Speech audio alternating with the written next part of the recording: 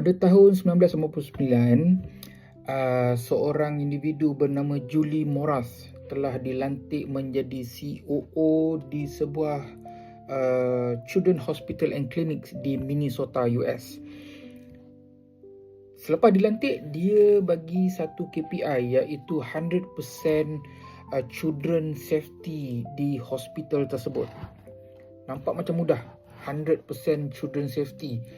Tetapi macam mana dia nak applykan approach tersebut, macam mana dia punya strategi untuk melakukan to achieve that goals, bukan perkara yang mudah. Okay, Assalamualaikum guys, saya sedang baca The Fearless Organization. Buku ni buku hebat daripada Prof. Amy Edmondson. Jadi saya merangkumkan sikit lah. Saya baru baca few chapter dekat sini. Saya ingin ceritakan tentang cascading. Okay? Macam mana kita susun, aturkan khususnya perjalanan kerjaya kita satu persatu. We create the vision, kita memandang apa yang kita nak buat, what will be the goals into the strategic planning. Kita tahu apa yang kita nak achieve, kita buat step by step.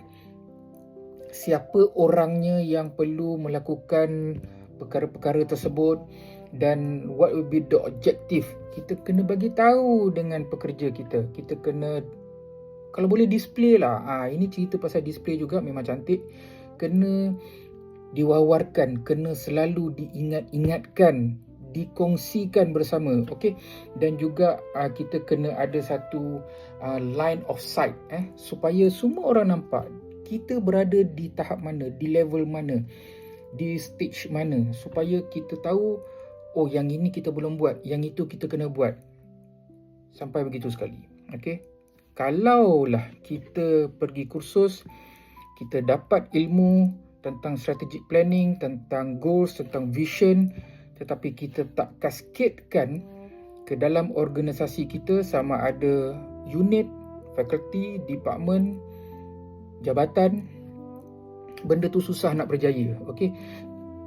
Saya cakap based on pengalaman juga. Sebelum-sebelum ni, apabila kita terlampau banyak menekankan tentang ilmu, knowledge and that kind of things, pergi kursus, tetapi bila di tempat kerja kita tak buat, kita melengah-lengahkan, procrastinate pula.